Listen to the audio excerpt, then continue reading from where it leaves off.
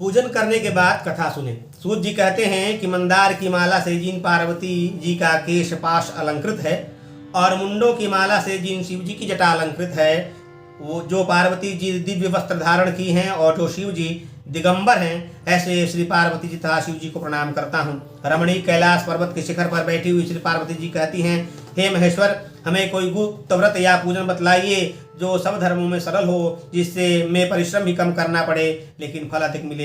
हे नाथ, यदि आप मुझ पर प्रसन्न हो तो ये विधान बताइए। हे प्रभु, किस तप व्रत या दान से आदि मध्य और अंत रहित आप जैसे महाप्रभु हमको प्राप्त हुए हैं। शिव जी बोले, हे देवी सुनो, मैं तुमको एक मेरा सर्वस्व और छिपाने योग्य जो व्रत है उसे मैं तुम्हारे प्रेम के वशीभूत होकर बतलाता हूँ। जैसे नक्षत्रों में चंद्रमा, ग्रहों में सूर्य, वर्णों में ब्राह्मण, देवताओं में विष्णु भगवान, नदियों में गंगा, पुराणों में महाभारत, वेदों में सामवेद और इंद्रियों में मन श्रेष्ठ है, सब पुराण और वेदों का सर्वस्व जिस तरह कहा गया है, मैं तुम्हें एक प्राचीन व्रत बतलाता हूँ, एकाग्र मन से सुनो। जिस व्रत के प्रभाव से तुमने मेरा आधा आसन प्राप्त किया है वह मैं तुमको बतलाऊंगा, क्योंकि तुम मेरी प्रेयसी हो। भाद्रपद मास में हस्त नक्षत्र से युक्त शुक्ल पक्ष की तृतीया तिथि को उसका अनुष्ठान मात्र करने से स्त्रियां सब पापों से मुक्त हो जाती हैं। हे देवी, तुमने आज से बहुत दिन पहले हिमालय पर्वत पर इस व्रत को किया था, वह वृतांत मैं तुमसे कहूंगा। पार्वती जी ने पूछा, हे नाथ, मैंने क्यों यह व्रत किया था, यह सब आपके मुख से सुनना चाहती हूँ। तब शिव जी ने कहा, भारतवर्ष के उत्तर की ओर एक बड़ा रमणीक और पर्वतों में श्रेष्ठ हिमवान नामक पर्वत है। उसके आसपास तरह तरह की भूमियां हैं, तरह तरह के वृक्ष उस पर लगे हुए हैं, नाना प्रकार के पक्षी और अनेक प्रकार के पशु उस पर निवास करते हैं। वहां पहुंचकर गंधर्वों के साथ बहुत से देवता, सिद्ध, चारण, पक्षीगण सर्वदा प्रसन्न मन से विचरते हैं। वहां पहुंचकर गंधर्व गाते हैं, अप्सराएं नाचती हैं। उस पर्वतराज के कितने ही शिखर ऐसे हैं जिनमें स्फटिक रत्न और वैदूर्य मणि आदि की खानें भरी हैं। यह पर्वत ऊंचा तो इतना अधिक है कि मित्र के घर की तरह समझकर आकाश का स्पर्श किया रहता है। उसके समस्त शिखर सदैव बर्फ से ढके रहते हैं और गंगा जल की ध्वनि सदा सुनाई देती रहती है। हे पार्वती, तुमने बाल्यकाल में उसी पर्वत पर तपस्या की थी। 12 वर्ष तक तुम उल्टी टंकर केवल धुआं पी कर रही, 64 वर्ष तक सूखे पत्ते खा कर रही। माघ मास में तुम जल में बैठी रहती और वैशाख की दोपहरिया में पंचाग्नि तापती थी। श्रावण के महीने में जल बरसता तो तुम भूखी प्यासी रहकर मैदान में बैठी रहती थी। तुम्हारे पिता इस कष्ट से कोसान देखकर बड़े दुखी हुए। वे चिंता में पड़ गए कि मैं अपनी कन्या किसको दूं। उसी समय नारद जी वहां आ पहुंचे। मुनिश्रेष्ठ नारद जी उस समय तुम्हें देखने गए थे। नारद जी को देखकर गिरि ने अर्घ्य, पाद्य, आसन आदि कर उनकी पूजा की और कहा, हे स्वामिन, आप किस लिए आए हैं? मेरा सौभाग्य है, आपका आगमन मेरे लिए अच्छा है। नारद जी ने कहा, हे पर्वतराज सुनो, मैं भगवान विष्णु का भेजा हुआ आपके पास आया हूँ।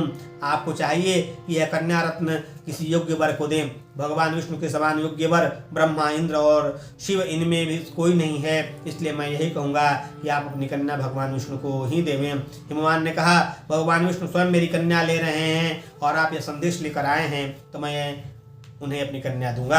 हिमवान की इतनी बात सुनकर मुनिराज नारद आकाश में विलीन हो गए। वे पीताम्बर, शंख, चक्र, गदा धारी भगवान विष्णु के पास पहुंचे। वहां हाथ जोड़कर नारद जी ने भगवान विष्णु से कहा, हे देव सुनिए, मैंने आपका विवाह पक्का करा दिया।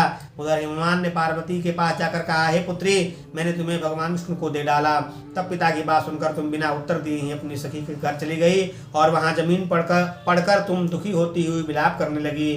तुमको इस तरह विलाप करते हुए देख एक सखी ने आकर कहा, देवी तुम क्यों इतनी दुखी हो, इसका कारण बताओ। तुम्हारी जो कुछ इच्छा होगी मैं यथाशक्ति उसकी पूरा करने की चेष्टा करूंगी, इसमें कोई संशय नहीं है। पार्वती बोली, मेरी जो कुछ अभिलाषा है उसे तुम प्रेम पूर्वक सुनो।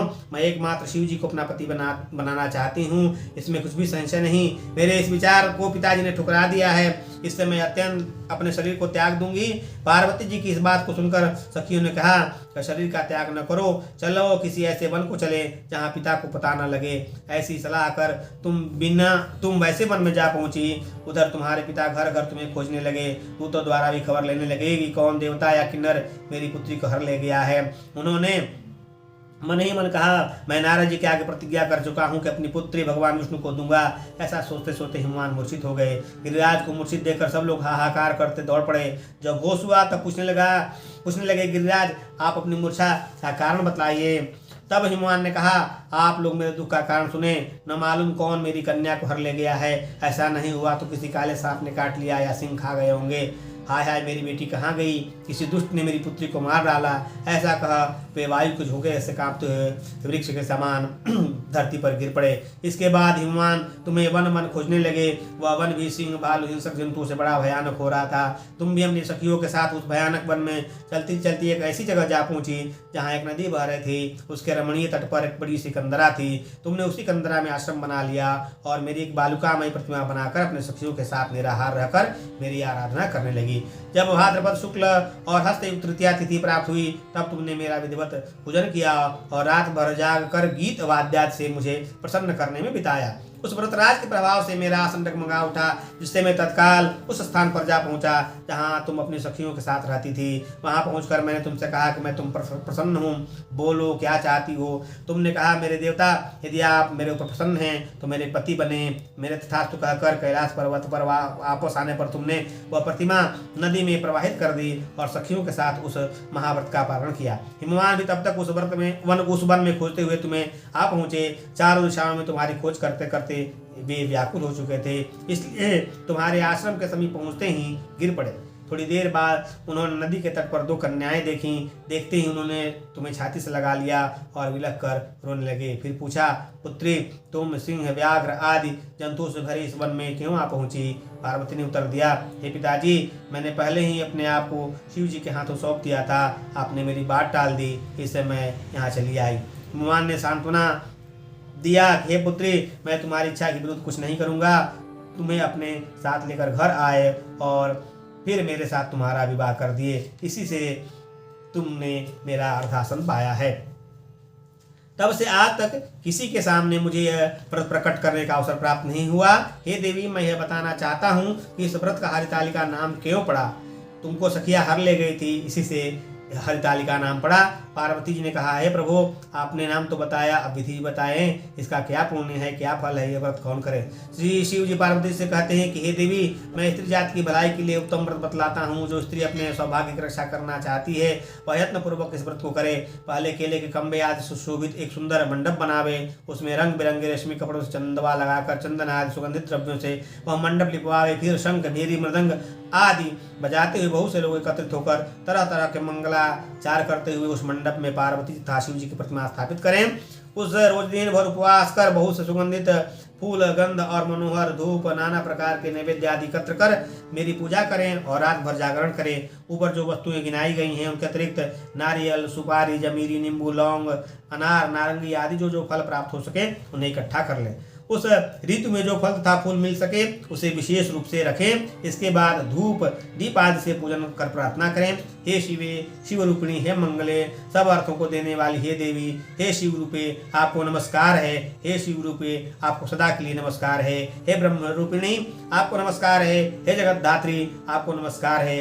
हे सिंहवाहिनी, संसार के भय से भयभीत मुझे दीन की रक्षा करो। इस कामना की पूर्ति के लिए मैंने आपकी पूजा की है।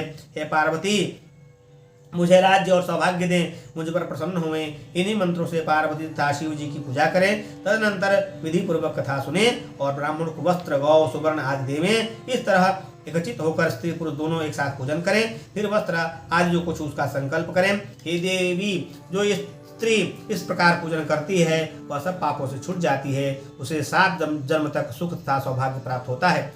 जो स्त्री तृतीया तिथि को व्रत न कर अन्न भक्षण करती है वह 7 जन्म तक बंध्या रहती है। उसको बार बार विधवा होना पड़ता है। वह सदा दरिद्री, पुत्र शोक से शोकाकुल, स्वभाव की लड़ाई की सदा दुख भोगने वाली होती है और उपवास न करने वाली स्त्री अंत में घोर नरक में जाती है। तीज को अन्न खाने से सुकरी, फल खाने से बंदरिया, पानी पीने से जोंक, दूध पीने से सांपिन, मांसाहार करने से बाघिन, दही खाने से बिल्ली, मिठाई खाने से चींटी और सब खाने से मक्खी होती है। उस रोज सोने से अजगरी और पति को धोखा देने से मुर्गी होती है। इसलिए हर स्त्रियां व्रत अवश्य करें। दूसरे दिन सुवर्ण, चांदी, तांबा अथवा बांस के पात्र में अन्न भरकर ब्राह्मण को दान दें और पारण करें। जो स्त्री इस प्रकार व्रत करती है वह मेरे समान अर्थात शिव के समान पति पाती है और जब उसकी मृत्यु होने लगती है तो तुम्हारे समान उसका रूप हो जाता है। उसे सब प्रकार के सांसारिक भोग और सायुज्य मुक्ति मिल जाती है। इस हरितालिका की व्रत कथा मात्र सुन लेने से प्राणी को 1000 अश्वमेध और सैकड़ों वाजपेयी यज्ञ करने का फल प्राप्त होता है। हे देवी, मैंने सब व्रतों में उत्तम व्रत बतलाया जिसके करने से प्राणी सब पापों से छूट जाता है, इसमें कुछ संशय नहीं है। बोलिए शंकर भगवान की जय, माता पार्वती की जय। कथा सुनने के बाद भगवान शिव जी की आरती करें और फिर प्रार्थना कर व्रत का समापन करें, रात्रि जागरण करें और अगले दिन पारण करने से पहले ब्राह्मणों को यथाशक्ति वस्त्र और दक्षिणा अर्पण करें। ओम नमः शिवाय।